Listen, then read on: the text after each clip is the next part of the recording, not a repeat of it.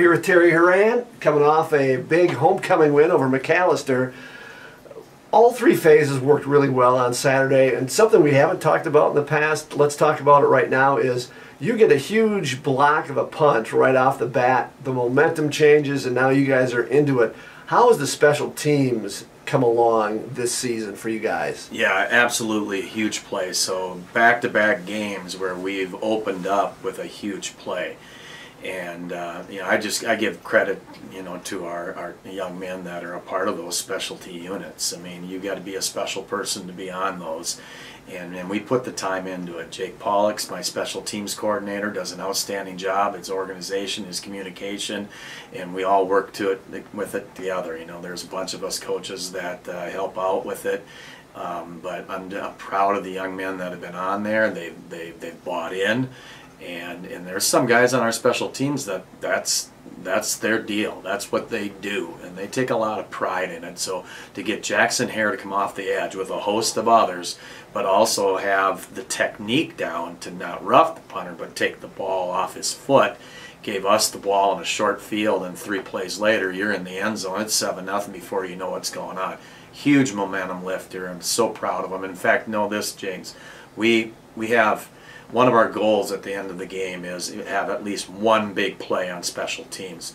So we want to be +1 at the end of the day. We were +7 on Saturday. So special teams is a third of the game, as in third of importance of the game, because you don't spend as much time in specials as you do at O&D, but it means a lot to our program, and our kids excel at it, and they believe in it. And on the other side, offensively, we haven't touched on it, but Peyton Mortenson goes over 1,000 yards, gets 160 yards of rushing, 3 TDs. He touched the ball 40% of the time that you guys had on offense. What does he bring to this offense that makes him so successful? No, he's just a steady Eddie. This guy's a workhorse. I mean, it's put your hard hat on and bring your lunch bucket to work. I mean, that's the type of kid he is, and nobody works harder than this guy. I mean, he works his tail off in practice.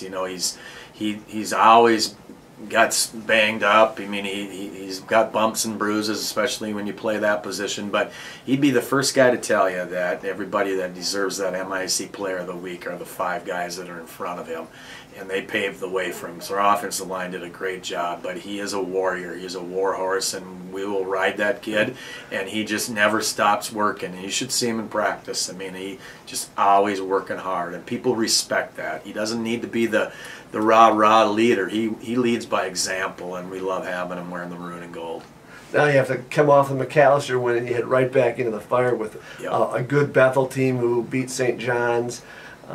What are you going to need to do defensively to stop? I mean, Jared Rossi's back. It seems like he's been there forever. Yeah, he's like a 6-7 year guy here. I mean, my gosh. I mean, and the kid's 6'4", 220. So it's just like, okay, now you gotta count him as a runner as well, which he is. He's just, first of all, one, they're very well coached, and they have, in all 3 phases, they are outstanding. In fact, the area I think they've improved the most in is even within their kicking game.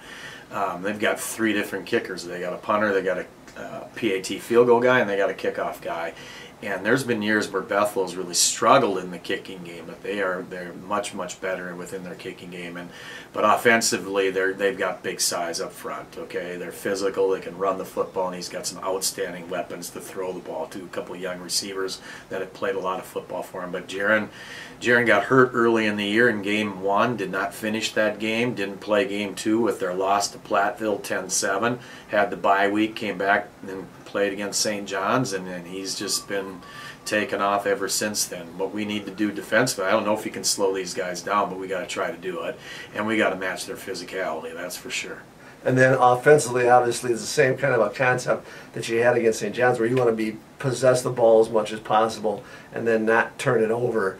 How are you going to be able to do that against a good defensive team? Yeah, we are who we are, right? So we've got to be able to do what we can do, and obviously their D will dictate what we can do as well. But they create a lot of fits. They've got good size, but they're aggressive.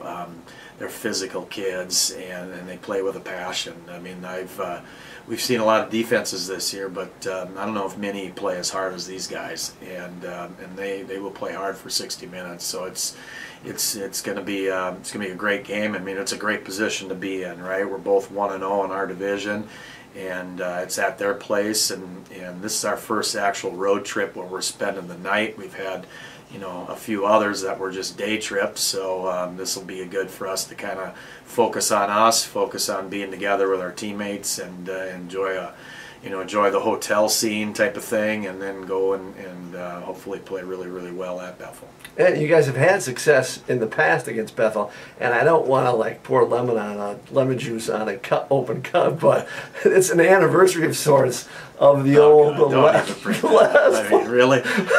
last play where you guys did well, and then just had a call against it. After this time, do you like look back on it and say that was actually a great game to be a part of, because it was like a history classic type game, or you just still just shake your head and go, "Howdy"?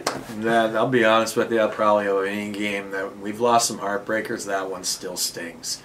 Yeah, that one that kept us out of the playoffs. You know, really. I mean, not that particular game, obviously, but that was a really good football team we had, and they had too, right? We both were really solid, but that one still hurts, and yeah. So maybe if it's an anniversary, maybe something will flip, and now it's our turn to have some fun with that. All right. Good luck on Saturday. Yeah. Thanks. Appreciate it.